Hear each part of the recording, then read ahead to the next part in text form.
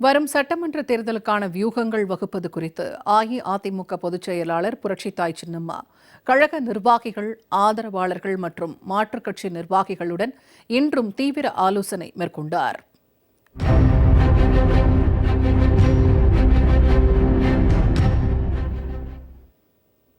வரும் சட்டமன்ற தேர்தலில் களம் கண்டு புரட்சித் தலைவி அம்மாவின் ஆட்சியை மீண்டும் கொண்டு வருவதே தனது லட்சியம் என அஇஅதிமுக பொதுச் செயலாளர் புரட்சித்தாய் சின்னம்மா சூளுரைத்திருந்தார்.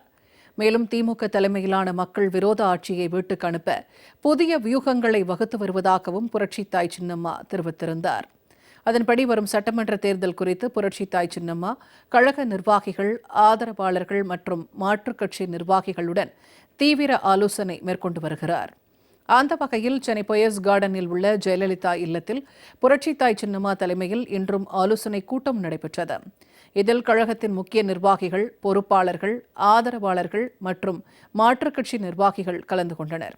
இந்த கூட்டத்தில் வரும் சட்டமன்ற தேர்தலுக்கான புதிய வியூகங்கள் குறித்து கழக நிர்வாகிகள் மற்றும் ஆதரவாளர்களுடன் புரட்சித்தாய் சின்னம்மா ஆலோசனை மேற்கொண்டார்.